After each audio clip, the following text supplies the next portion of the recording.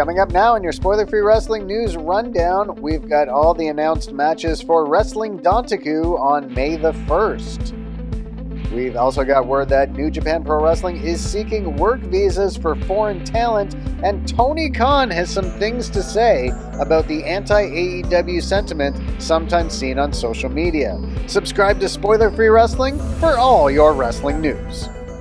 On the heels of a very eventful Hyper Battle 2022 over the weekend, New Japan Pro Wrestling has announced the full lineup for Wrestling Dontaku on May 1st from the Fukuoka Dome. Let's take a look at what is scheduled for the event. In the opening contest, we will see Tatsumi Fujinami team up with Shingo Takagi and Hiromu Takahashi. They will take on Zack Sabre Jr., Taichi, and Taka Michinoku. We will see Tangaloa from the Guerrillas of Destiny take on House of Torture's Yujiro Takahashi. We will once again see the IWGP Junior Heavyweight Tag Team Championships on the line, as the champions Taguchi and Master Wato will defend against Kanemaru and Doki.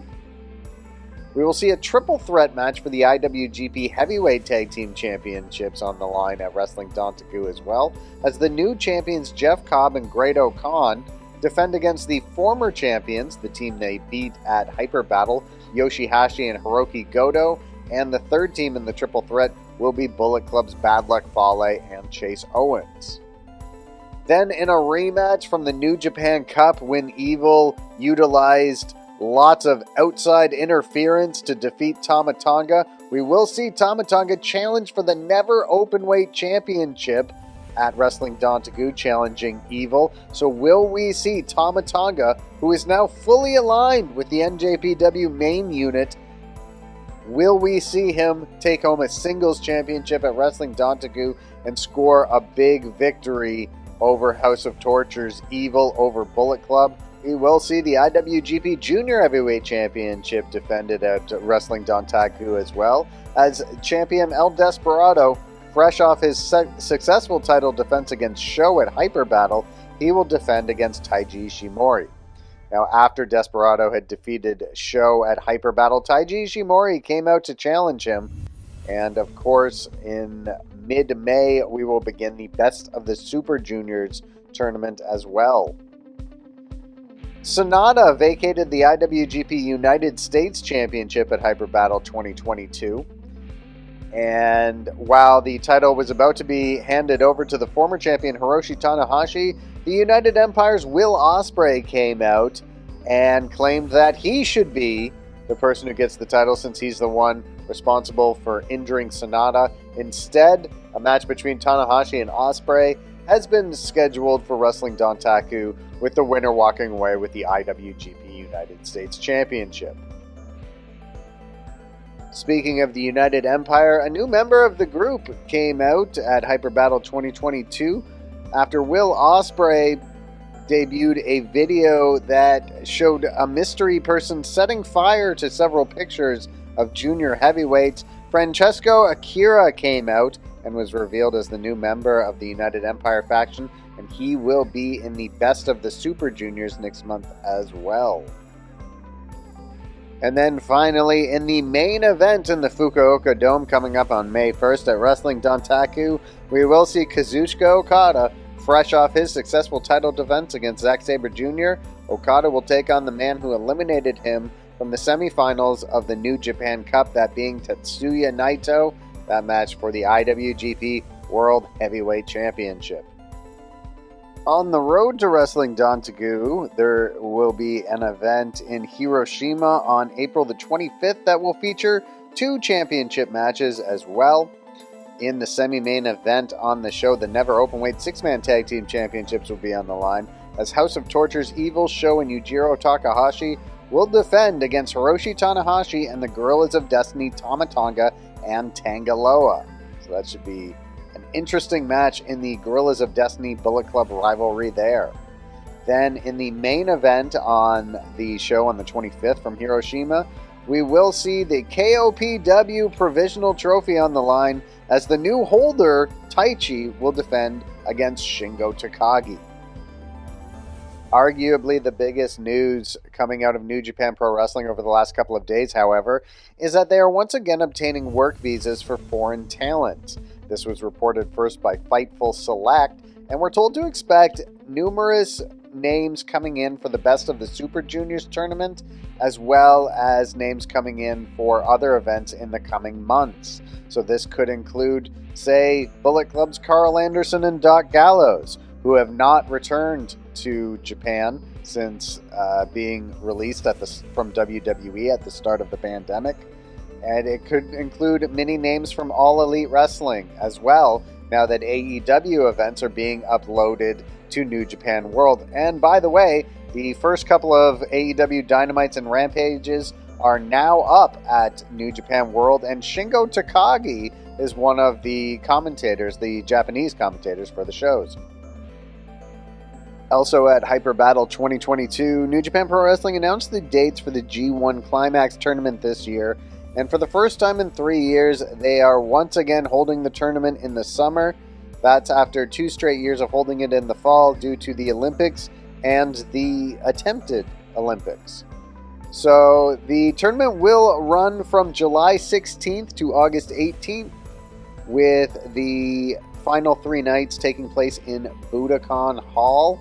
So also with the news that New Japan Pro Wrestling is obtaining work visas for foreign talent, it should be interesting to see who all is competing in the G1 Climax tournament this summer.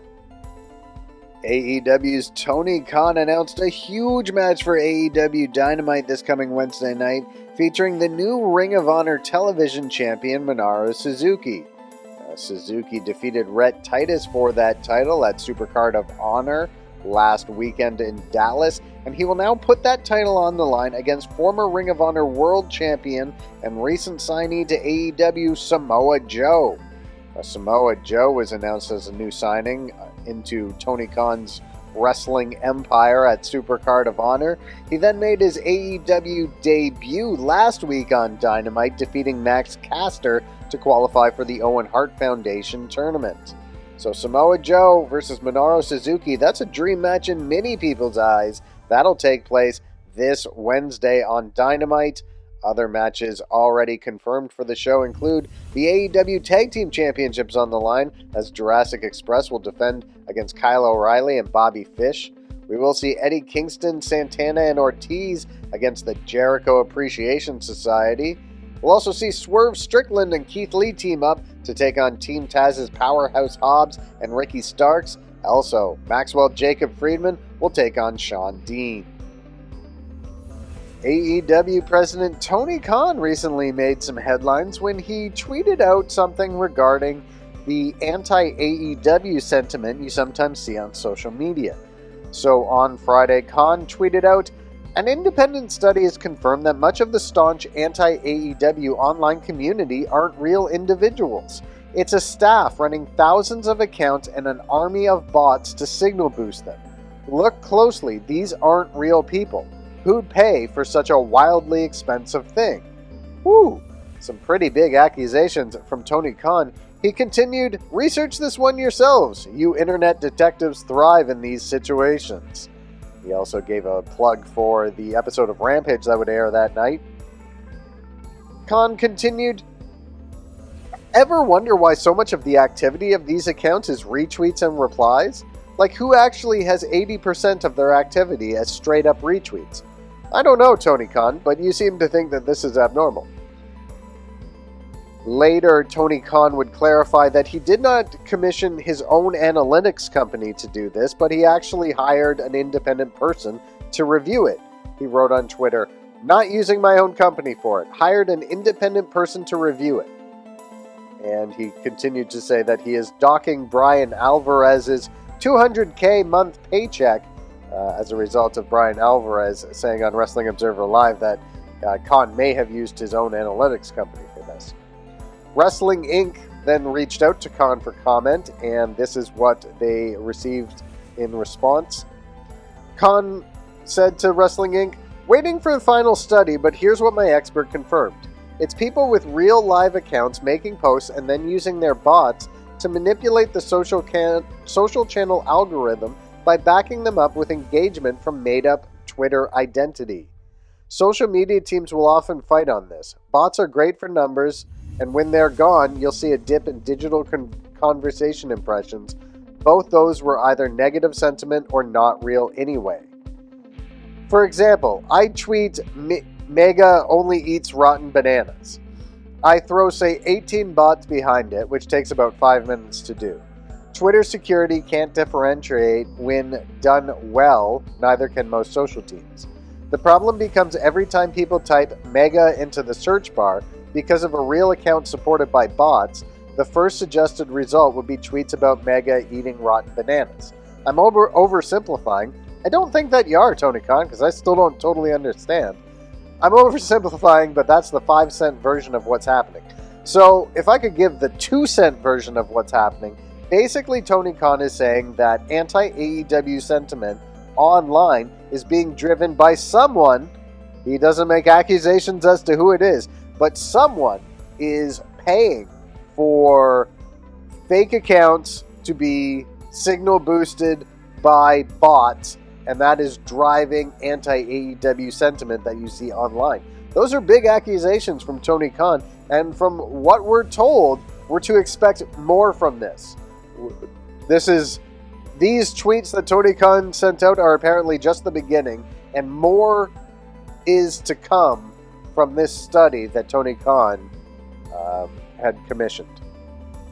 While this might seem a wildly unethical thing for perhaps a rival wrestling promotion to do to AEW, those who lived through the Monday Night Wars are probably saying, well, great! Now we've really got a war. Now we've really got two sides playing dirty with each other. Or at least one side playing a little dirty. And continuing on with other things that Tony Khan has said recently, he took part in an interview with ESPN where he addressed the future of Ring of Honor. So now he is the new owner of Ring of Honor. Supercard of Honor did over 20,000 buys on traditional pay-per-view and streaming, so not including Honor Club. And according to comments he made, Khan is hoping that Ring of Honor will produce a new weekly television series, and according to him, he's had conversations with Warner Media about it. Here is what he said to ESPN. I've been having more conversations with Warner Media about what we can do together to grow Ring of Honor. I think it would make sense for Ring of Honor to continue as a weekly series and major events, like we just had with Supercard. I think the success of Supercard, critically and commercially, will bode very well for Warner Media really taking an interest in Ring of Honor as well as AEW. I think there's great potential to have a complementary wrestling brand. Khan also noted in the interview with ESPN that he produced Supercard of Honor using some AEW resources, and he did this with the permission of Warner Media. Khan said, I did utilize some resources from AEW with permission from Warner, with the understanding from them that I was not going to make this an AEW show. It would be a Ring of Honor show. I was asking them to utilize some AEW resources to make this a great pay-per-view event. So, does this mean that we're going to see a Ring of Honor weekly television series somewhere under the Warner Media banner? It appears that Tony Khan is confident that something like that could occur. And unfortunately, there's some really bad news coming out of the weekend. Shinjiro Ohtani suffered a serious injury in the main event of a 0-1 show on Sunday. He took a German suplex into the turnbuckle and was unable to move afterwards. The fans in the venue were asked to leave. The ring ropes were removed. He was stretchered out of Sumo Hall and taken to hospital. Following the injury, the referee in the match spoke to Tokyo Sports and said that Ohtani was conscious, aware of his surroundings, but he was unable to move and could not feel his hands. So, unfortunately, this is a rather serious injury that Ohtani has occurred. The latest news this morning is that he continues to be conscious, but is unable to move. And so we will keep you updated on this situation. There's some interesting news coming out of Major League Wrestling recently, as all three members of Los Parks, that's LA Park Jr., and El Hijo de LA Park, have been fired from the company, and this all stemmed from an incident which took place when MLW was taping television in Dallas, Texas last Thursday. And so all three members of Los Parks were to do a run-in and attack Alexander Hammerstone and Jacob Fatu, and they ended up getting a little too rough with the two heavyweights. This was addressed by Dave Meltzer in the latest edition of the Wrestling Observer newsletter. Meltzer wrote, "One person noted that they went off script, ruined the post-match angle, and went into business for themselves and unloaded live rounds, real punches and shots, on Fatu and Hammerstone, including reckless chair shots that busted open Fatu and Hammerstone. Both needed medical attention." And he would later add that Hammerstone challenged LA Park to a fight backstage, but LA Park reportedly pretended that he did not speak English.